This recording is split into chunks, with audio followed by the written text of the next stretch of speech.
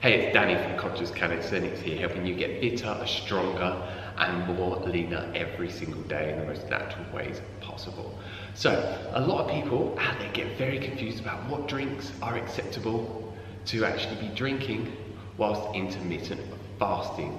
So they do not end up drinking a type of drink that is not actually going to be working alongside intermittent fasting and not actually breaking you out of your fasting state, so you don't stop getting all of the amazing benefits from intermittent fasting, and so you don't get yourself out that state where your body is not actually burning fat as fuel. So the first drink that is acceptable, which everyone's going to be aware of, is water. Plain water is absolutely fine for very, very obvious reasons. I don't need to go into any detail on that. And it is literally one of the best drinks that you could be drinking whilst intermittent fasting, because we are made up of water and it's the best drink for us. And also it's going to hydrate you the best. And also, while you're in an intermittent fasting state, your body is detoxifying itself. So by making sure that you are actually well hydrated, it can actually detoxify the body a lot better and remove dead cells that have died within you, and just to provide you with an abundance of other amazing benefits as well. And the second one, which a lot of people get confused about whether they can or not, is tea. Can you drink tea? Yes, you can.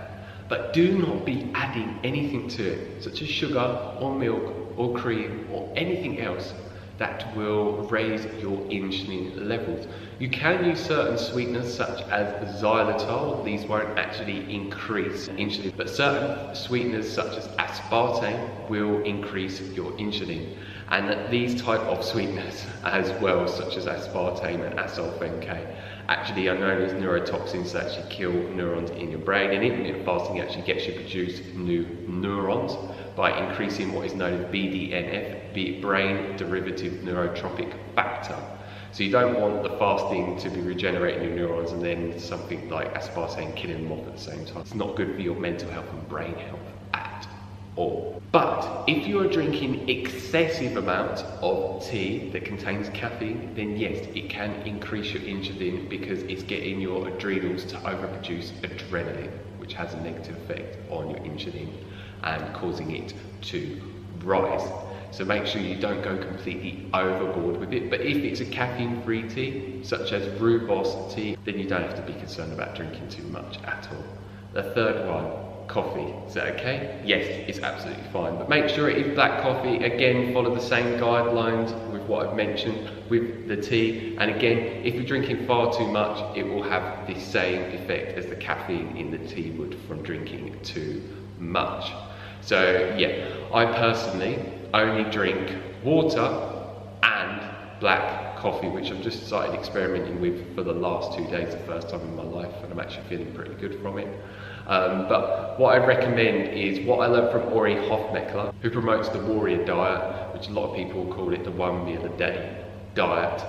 He mentioned in an interview that I listened to recently, where he's been interviewed by Dr. McCullough, that if you are drinking a lot of coffee throughout the day, as I mentioned, it's going to start to give you a lot of negative effects. So he's found the perfect dose seems to be around 50 milligrams of caffeine twice a day, once in the morning upon awakening and once before training. And this is around 1 ounce size espresso to give you about 50 milligrams of caffeine. And the fourth one, apple cider vinegar. This one is completely fine to consume. Just make sure that it says no calories on the label, because some of them will contain calories. And if you don't know supplier where to get this from, I highly recommend Bragg's apple cider vinegar that is raw, organic and with the mother, which means that it is the most nutrient dense that it possibly can be, and it's not pasteurized, it's not killed off a lot of the nutrients, and this is going to give you an abundance of amazing benefits. A lot of people find it so good for actually being appetite suppressant and making them lose weight as well, and many other amazing benefits. So yeah, give this a go. If you want to drink that, then it's absolutely fine. And the fifth one, 0 calorie drinks. Yes, you can consume some of them, and no, you can't, due to the reasons that I mentioned earlier with specific sweeteners. So do your research up online, and if you're going to drink a drink, research the sweetener that is in it and see if it causes an insulin response. And if it says that it does online, then avoid it like the plague, because it will break you out of your fasted state. And I will be very honest with you, artificial sweeteners are not very good for you, no matter which ones they are, except for xylitol. From what I'm aware of, it actually has a lot of amazing benefits. So I would personally recommend trying to avoid all of them except for the xylitol. And the sixth one, which a lot of people ask about, is can you drink lemon or lime water? And when I say lemon or lime water, and the sixth one, which a lot of people ask about online from the research that I've done prior to making this video, is can you drink water with some fresh lemon added to it or some fresh lime juice? This is absolutely fine. As long as you're not consuming excessive amounts of it added to the water, it will not cause an insulin response. So around a teaspoon or so will be absolutely fine to keep you in that fasted state, because a lot of people may just get bored of drinking coffee and plain water, so this is another drink that you can make yourself. And the seventh one, which I think is quite obvious, alcohol. Avoid this at all costs. This is really going to have a negative effect on your health overall, and it will raise your insulin levels. You can get certain alcohol, from what I'm aware of, that has no sugar in it, but I think it's just best avoided because it's still having an effect on your liver in a negative way. So it's stopping a lot of the benefits from intermittent fasting actually fully being induced within you and working correctly and efficiently. And number 8, which is not a specific drink, but a lot of people wonder, can I add certain supplements or pre-workouts to my water and drink it before a workout by intermittent fasting or afterwards? And it depends. Certain nutrients will raise your insulin levels and certain ones won't. Things such as leucine raise it, and leucine is in BCAAs and other specific nutrients as well. So you have to do your research and find out if specific nutrients will raise your insulin levels and actually break you out of your fasted state. And yeah, if you're having a pre-workout or something very similar before your workout or after your workout, you want to be making sure that it has no calories in it, no sugar added, or anything else that could be causing an insulin response within your body. And number 8, can you have protein powders? No, it's the type of food, do not be consuming this. It's actually going to break you out of your fasted state. I don't care what a lot of people say. There's a lot of people saying you can consume whey protein, but this is defeating the object of intermittent fasting. You want the digestion to be shut down, so it can use all of that energy that it's not using for digestion to heal the body and regenerate the body and to give you all of the other amazing benefits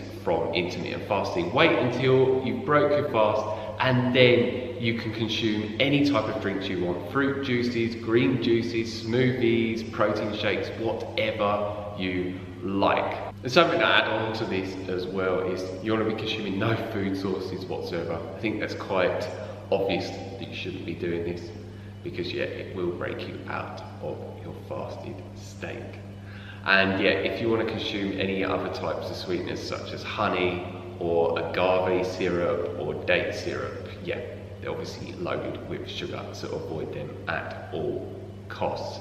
So yeah, I hope this video has been helpful, because yeah, there's a lot of amazing information that will clear up any confusion that you may have had with intermittent fasting and what drinks will break you out of fast and which ones won't. So if you have any questions, as always, leave them down below and I'll get back to you as soon as possible. And if you like the video, like it down below, give us a thumbs up, and please share this video with anyone that you think would benefit greatly from what I shared with you today in this video. And if you haven't already, hit the subscribe button down below to receive a lot more videos from me on a regular basis, talking about intermittent fasting and how you can get it to work the best for you. So many tips and tricks related around it, so you can just sustain it long term and get the greatest benefits. And so many videos on calisthenics and how you can build your body naturally and just get the most gains while also stripping down your body fat at the same time, and how you can go in the direction of just having an abundance of energy at all times and feeling the best in the most natural ways possible. So if that sounds good to you, then stay tuned, because there will be many videos on these subjects and many more on a weekly basis. So yeah, thanks for watching. As always, stay strong, stay fit, and go and get those gains. Peace.